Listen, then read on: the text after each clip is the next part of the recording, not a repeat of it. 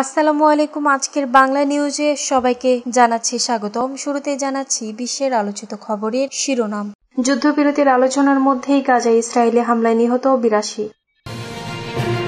ইউক্রেনের প্রতিরক্ষা খাতে আরও বিনিয়োগে জেলেনস্কির আহ্বান।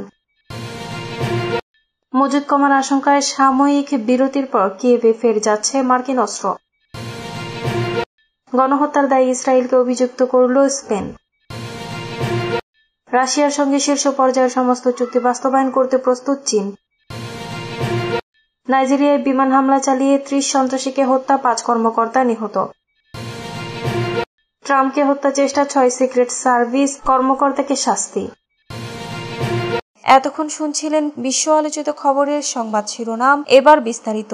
আমাদের খবরটি যদি ভালো লেগে থাকে অবশ্যই লাইক, কমেন্ট, শেয়ার করতে ভুলবেন না।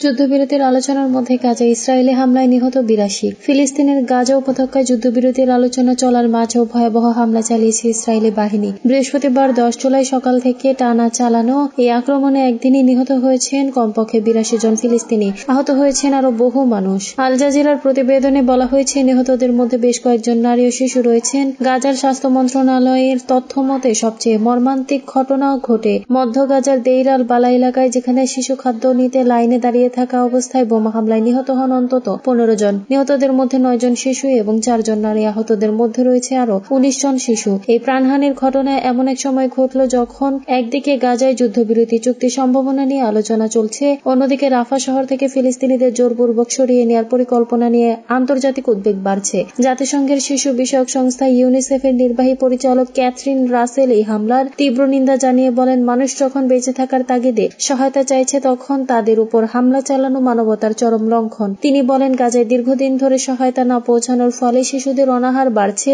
এবং দুর্ভিক্ষের আশঙ্কা প্রকট হয়ে উঠেছে। তিনি আন্তর্জাতিক মানবাধিকার আইন অনুসরণ করে এই ঘটনার স্বচ্ছ তদন্ত দাবি করেন এবং ইসরায়েলকে আইন মানার আহ্বান জানান। ইউক্রেনের প্রতিরক্ষা খাতে আরও বিনিয়োগে জেলেনস্কির আহ্বান। বিশ্বের রাজনীতিক ও ব্যবসায়ীদের প্রতি রাশিয়ার ক্রমবর্ধমান হামলা মোকাবেলায় ইউক্রেনের প্রতিরক্ষা খাতে আরও বেশি বিনিয়োগ করার আহ্বান জানিয়েছেন ইউক্রেনের প্রেসিডেন্ট ভলোদিমির জেলেনস্কি। বৃহস্পতিবার রোমে শুরু হওয়া দুদিনব্যাপী ইউক্রেন পুনর্গঠন সম্মেলনের উদ্বোধনী বক্তব্যে এই আহ্বান জানান ইউক্রেনের প্রেসিডেন্ট। সম্মেলনে ভলোদিমির জেলেনস্কি বলেন, প্রথমেই আমাদের যা করতে হবে তা হল রাশিয়ান ড্রোন ও ক্ষেপণাস্ত্র থামানো। এর অর্থ হল বায়ু প্রতিরক্ষা সরঞ্জাম প্রতিরোধকারী ড্রোন, আকাশ প্রতিরক্ষা ব্যবস্থা ও ক্ষেপণাস্ত্রে বিনিয়োগ বাড়ানো। তিনি যোগ করেন, আমি আমাদের সব অংশীদারদের অনুরোধ করছি, আপনারা বিনিয়োগ বাড়ান। রাশিয়া যখন হামলা বাড়ায় তখন আমাদের অর্থায়নে ঘাটতি থাকতে পারে না। ইতালির প্রধানমন্ত্রী জর্জিয়া মেলোনি জানান, এ সম্মেলন মোট প্রায় ১০ বিলিয়ন ইউরো প্রতিশ্রুতির ঘোষণা আসবে, যদিও তিনি বিস্তারিত দেননি। এটি রাশিয়ার ২০২২ সালের আক্রমণের পর চতুর্থ বার্ষিক সম্মেলন। এ সময়ে রাশিয়া টানা দ্বিতীয় রাতে ইউক্রেনের রাজধানী কিয়েভে ড্রোন ও ক্ষেপণাস্ত্র হামলা চালায়, যাতে অন্তত ২ জন নিহত হয়। জেলেনস্কি বলেন, রুশ প্রেসিডেন্ট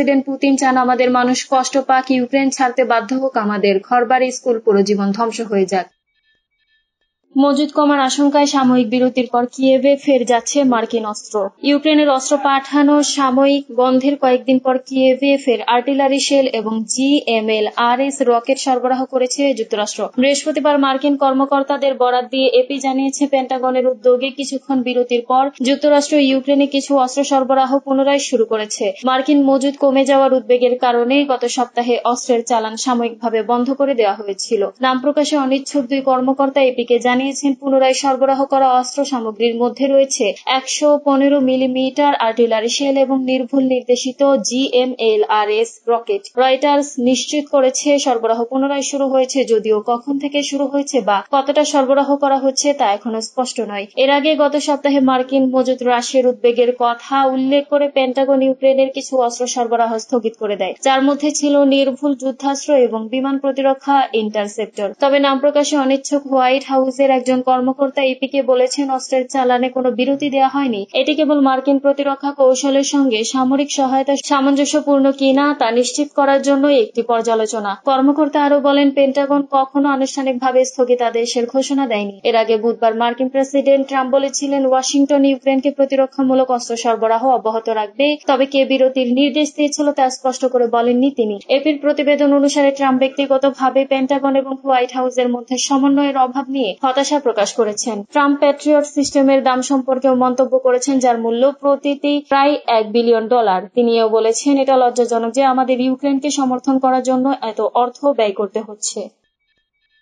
গণহত্যার দায়ে ইসরায়েলকে অভিযুক্ত করল স্পেন। ফিলিস্তিনে গণহত্যার দায়ে ইসরায়েলকে সরাসরি অভিযুক্ত করেছে স্পেন। একই সঙ্গে গাজায় গণহত্যা ঠেকাতে ইউরোপীয় ইউনিয়ন যথেষ্ট কিছু করছে না বলেও অভিযোগ করেছে দেশটি। সংবাদ মাধ্যমের প্রতিবেদনে বলা হয়, স্পেনের প্রধানমন্ত্রী পেদ্রো সানচেজ বুধবার ফিলিস্তিনে গণহত্যার দায়ে সরাসরি ইসরায়েলকে অভিযুক্ত করেছেন এবং বলেছেন ইউরোপীয় ইউনিয়ন এই মানবিক সংকট ঠেকাতে যথেষ্ট পদক্ষেপ নিচ্ছে না। স্পেনের সংসদে ভাষণ দিতে গিয়ে তিনি বলেন, কোন দেশ যদি ইউরোপীয় ইউনিয়নের মৌলিক নীতিকে পদদলিত করে কিংবা অনাহার ও যুদ্ধকে অস্ত্র হিসেবে ব্যবহার করে একটি বৈধ রাষ্ট্রকে ধ্বংস করতে চায়, তবে সেই দেশ ইউরোপীয় অংশীদার হতে পারে না। তিনি আরো বলেন, ইসরায়েলি প্রধানমন্ত্রী বেনিয়ামিন নেতানিয়াহুর সরকার যে কার্যক্রম চালাচ্ছে তা ইতিহাসে 21শ শতকের অন্যতম অন্ধকারতম অধ্যায় হিসেবে বিবেচিত হবে। সানচেজ বলেন, যে কারণে আমরা রুশ প্রেসিডেন্ট পুতিনকে ইউক্রেনে যুদ্ধ চালানোর জন্য দোষারোপ করি, সেই একই অপরাধ যদি নেতানিয়াহু ফিলিস্তিনে করেন তাহলে আমরা তাকে ছাড় দিতে পারি না। সূত্র আনাদুলু এজেন্সি। রাশিয়ার সঙ্গে শীর্ষ পর্যায়ের সমস্ত চুক্তি বাস্তবায়ন করতে প্রস্তুত চীন। মস্কোর সঙ্গে শীর্ষ পর্যায়ের সমস্ত চুক্তি বাস্তবায়ন করতে বেইজিং প্রস্তুত বলে জানিয়েছেন চীনা পররাষ্ট্রমন্ত্রী ওয়াং ই। বৃহস্পতিবার রাশিয়ার পররাষ্ট্রমন্ত্রী সের্গেই ল্যাভরভের সঙ্গে সাক্ষাৎকালে তিনি একথা বলেন। চীনা পররাষ্ট্রমন্ত্রী বলেন, অভূতপূর্ব বৈশ্বিক উত্থান পতন সত্ত্বেও আমাদের নেতাদের মধ্যে নিবিড় যোগাযোগ চীন রাশিয়ান সম্পর্কের টেকসই উন্নয়ন নিশ্চিত করতে অগ্রণী ভূমিকা পালন করে। আমার প্রিয় বন্ধু, আমি আপনার সঙ্গে সর্বোচ্চ স্তরে সমস্ত চুক্তি বাস্তবায়নের জন্য সর্বাত্মক প্রচেষ্টা চালাতে প্রস্তুত, যাতে কৌশলগত সহযোগিতা জোরদার করা যায় এবং নিরাপত্তা উন্নয়নের ক্ষেত্রে স্বার্থ রক্ষা করা যায়। ওয়াং ই আরো বলেন, কৌশলগত যোগাযোগ বজায় রাখা দুই দেশের মধ্যে সহযোগিতার ব্যাপক প্রকৃতিকে আরো জোরদার করে। রাশিয়ার সঙ্গে সহযোগিতা উন্নয়নের জন্য এশিয়া প্রশান্ত মহাসাগরীয় অঞ্চল একটি উর্বর ভূমি। তিনি বলেন, সামগ্রিকভাবে শান্তি ও স্থিতিশীলতা বজায় রয়েছে এবং আঞ্চলিক সহযোগিতা ও একত্রীকরণ প্রক্রিয়াগুলো গতিশীল হচ্ছে। নাইজেরিয়ায় বিমান হামলা চালিয়ে 30 সন্ত্রাসীকে হত্যা, 5 কর্মকর্তা নিহত।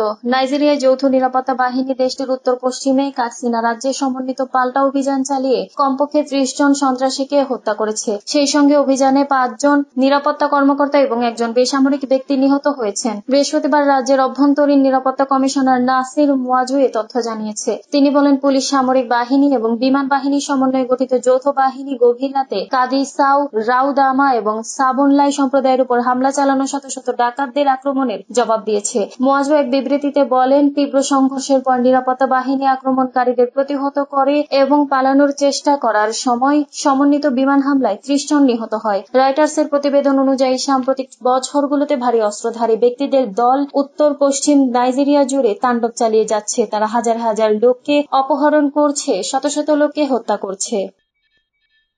ট্রাম্পকে হত্যা চেষ্টার 6 সিক্রেট সার্ভিস কর্মকর্তাকে শাস্তি। গত বছর মার্কিন প্রেসিডেন্ট ডোনাল্ড ট্রাম্পকে হত্যা চেষ্টার ঘটনায় গাফিলতির অভিযোগে 6 জন মার্কিন সিক্রেট সার্ভিস কর্মকর্তাকে দোষী সাব্যস্ত করে শাস্তি দেওয়া হয়েছে। বৃহস্পতিবার সংস্থাটি জানিয়েছে, সংশ্লিষ্ট কর্মকর্তাদের 10 থেকে 42 দিনের জন্য সাময়িক বরখাস্ত করা হয়েছে। খবর রয়টার্সের। তবে সাজাপ্রাপ্তদের নাম কিংবা বরখাস্তের নির্দিষ্ট কারণ প্রকাশ করা হয়নি, মার্কিন গোয়েন্দা সংস্থাটি জানিয়েছে।